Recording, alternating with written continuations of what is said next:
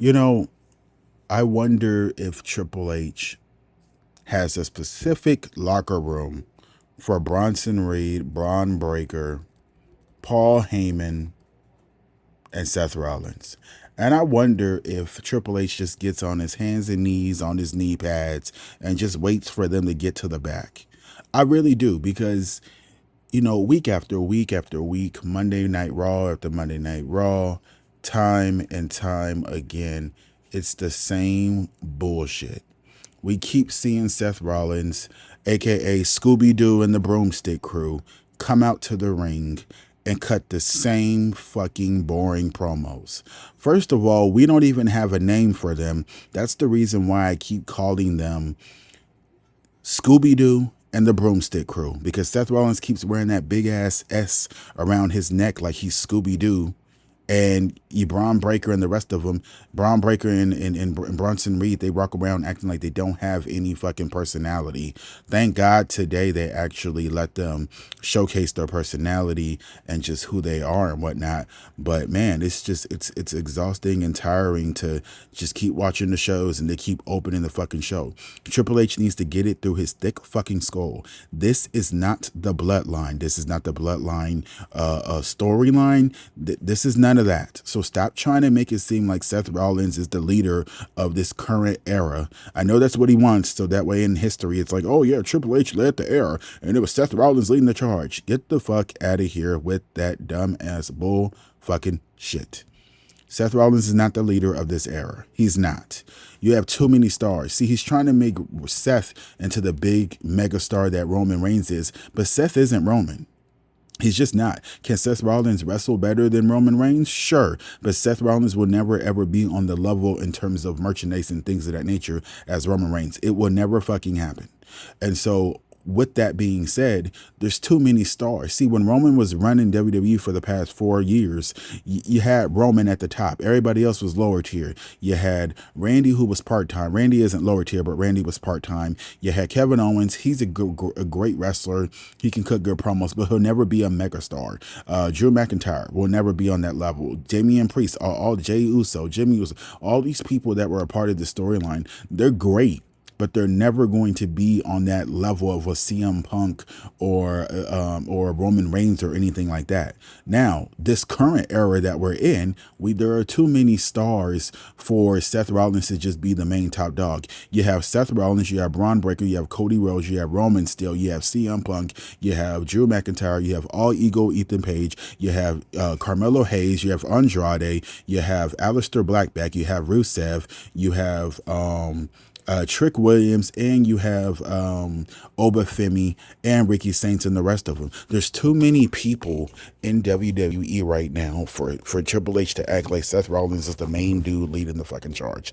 It's just fucking stupid. It's asinine. And again, it's just really exhausting to keep watching Monday Night Raw and we keep seeing the same fucking shit week after week. Can we just have a good 5 to 6 weeks without seeing Seth Rollins with his Scooby-Doo branded chain walking around and saying the same shit? They go to fucking what is it, Chat GPT or Gemini or some shit and come up with a fucking group name or something.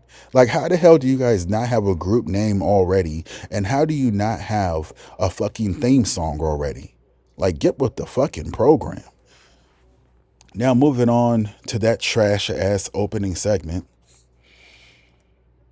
Oh, but let me not go past that just yet. We saw Bron Breakker, Broomstick Breakker, finally be able to be who he really is. Because Bron Breakker is actually one of my favorite wrestlers. I just don't like how, I don't mind him being paired up with Seth. I just don't like how they make Bron Breakker look like a dumbass, just barking and fucking running around and spearing people. When he was in NXT, he was doing the same. He was doing the same badass stuff, but he was actually cutting promos and was believable. And prior to, even with him being on the main roster, he was still doing the same thing, but he wasn't barking as much like he's a fucking puppy, and he wasn't he was actually able to cut promos, so he just was more believable and cool. Now he's just looked like a fucking lackey for Seth. And then on top of that, You look at Bronson Reed, he's cutting his promo as well. They both did a great job cutting their promos, but it's like you have to give them more shine and just I don't know, man. Something needs to change with that. But anyways, let's move on. We had Kairi Sane versus Roxanne Perez. This was a good match. It was I wouldn't say it was great, but it was a good match. It was entertaining, and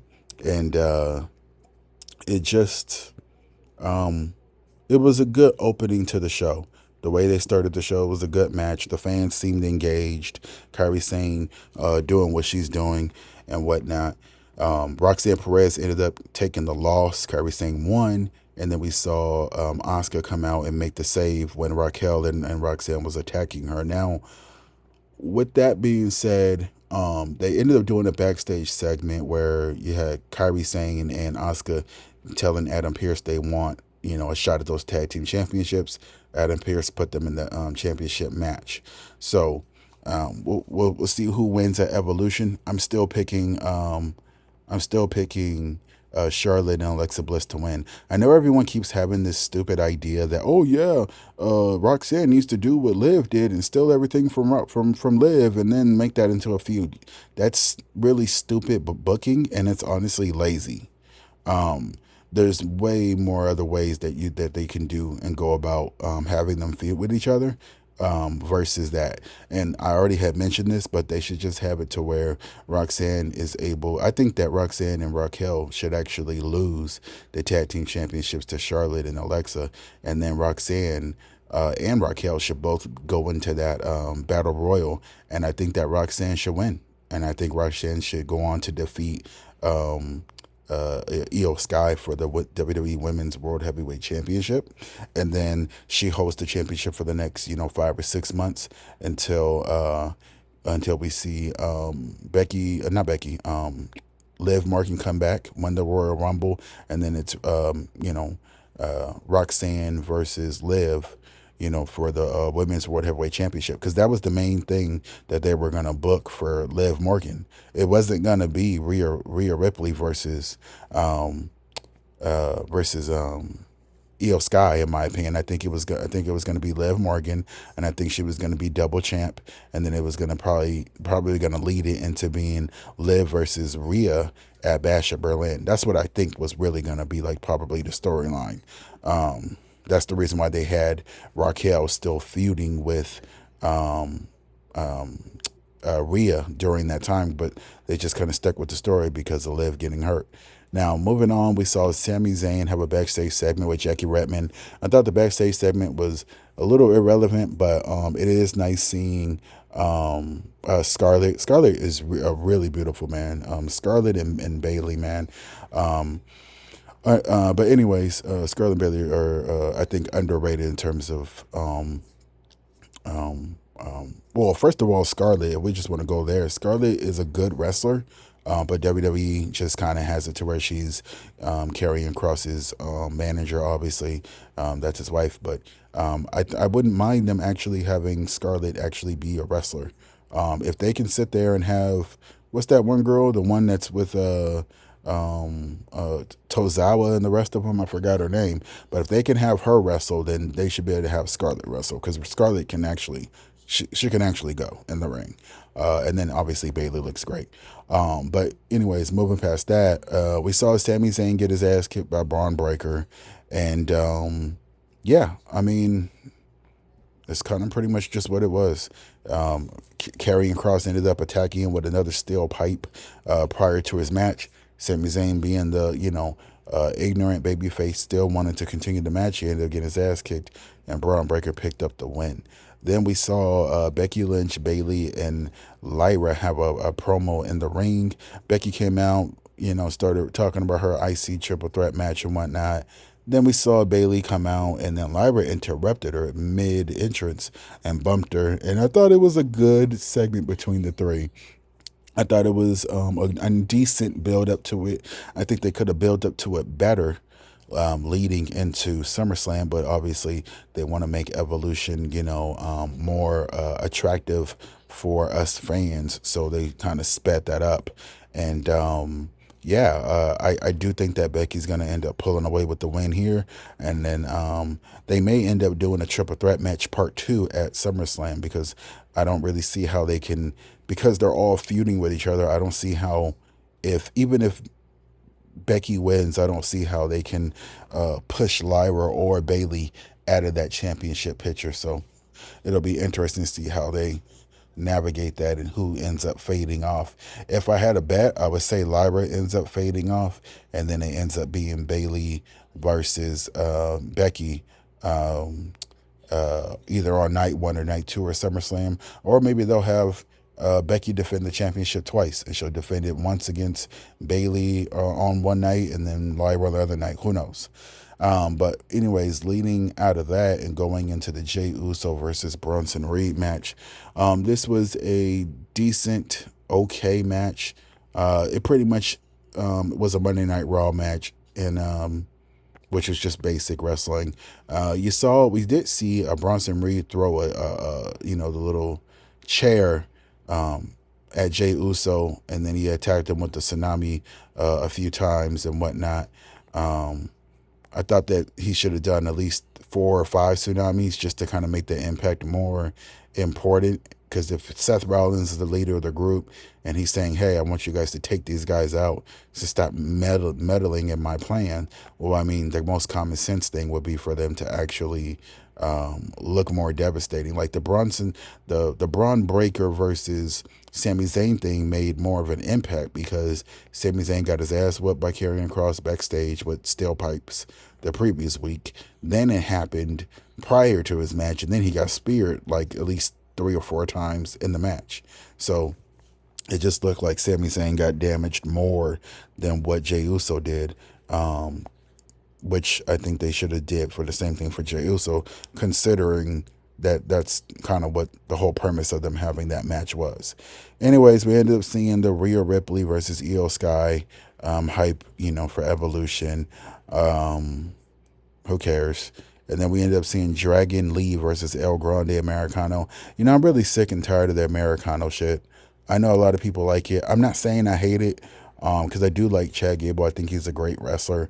I hate, you know what it is? I hate that the fact that Chad Gable is getting over as El Grande Americano, and he's not really getting as over as just being Chad Gable, who's like a badass and a Olympic gold medalist. Like, I don't know. I just kind of hate that for him. But overall, he's still, he's been doing some good work and good wrestling and whatnot. And hopefully he recovers soon with his injury. But anyways, Andrade Kaiser, aka El Grande Americano, ended up picking up that win against Dragon Lee. We saw Goldberg confronted, Gunther. I told you guys I don't care about this. Yeah. So who cares? I just Penta versus Seth. Seth Rollins ended up picking up the win. This is another little quick rant that I'm going to have. I know I had one at the beginning of the show, and this is another one to kind of extend it. Triple H is beyond fucking annoying because when you look at the situation with Penta, let's just go back a couple weeks ago. Penta lost clean to Bron Breakker. 1, 2, 3. Bron Breakker defeated him. No interference, nothing. Just good wrestling. Bron Breakker won. Then last week, it was Bron Breakker and Sami Zayn versus Bronson Reed and Bron Breakker. And then Bron Breakker picked up the win again, but this time he defeated Sami Zayn. Now, mind you, Penta's still his teammate, so Penta got the loss as well. Then on top of that, this week we have Seth Rollins defeat Penta clean again. So I don't really want to hear WWE talk about how great Penta is and he's one of the greatest luchadors ever. I don't want to hear none of that bullshit when they keep having him get his ass whooped by Seth Rollins or Scooby Doo and the Broomstick Crew. I don't want to keep hearing how great Penta is as a fucking luchador when he's getting his luchador ass kicked all the fucking time. Penta needs to actually get some wins. And if they're gonna just keep having Penta get his ass whooped, why not just have a trade between Adam Pearce and Nick Aldis, and just have Penta get traded over to SmackDown so him and Penta can team up, or no, Ray Phoenix, excuse me. So, or have Ray Phoenix get traded to Raw, so then Ray Phoenix and Penta are focusing on those tag team championships that the New Day, the excuse me, the Judgment Day are holding. Because what's the point in having one of your main people, who actually is a really good wrestler, and like he has a brother on the other brand. Why not just have them be in the tag team division? The tag team division is sorry and trash anyways. You got boring ass DIY, boring ass fucking War Raiders. You got fucking boring ass. Triple H fucked up the New Day. Their whole heel turn was pathetic, all because of Triple H and their writing crew. Then you got the boring ass. Who else? Los Garzas and the rest of them, they're boring. Then you got what other boring ass team is there? Oh yeah, Motor City Machine Guns, trash. Like the White Six, trash. Like what are we talking about here? Like it's just Triple H is a dumbass. I that's the only thing I can make of this. So, anyways, let me know what you guys think. Seth picked up the win, and yes, L.A. Knight. Shout out to L.A. Knight. He ended up obviously closing the show with doing his BTF, or I think that's what it's called. But anyways, he ended up doing his finisher on Seth, and ended the show, and fans were cheering and whatnot. But guess what? Seth is gonna defeat him as well. Like it's just I don't know, man. This show was a C plus plus. You couldn't convince me to say anything higher than that. And that's the rundown for this week's Monday Night Raw. For more reviews, fantasy bookings, and explosive takes, hit that subscribe button. Stay locked in with Wrestling Rush Hour. Appreciate you guys. I love you guys so much. And my goal is to get to 500 subscribers. And I hope you guys can help me out with that. I love y'all. Peace.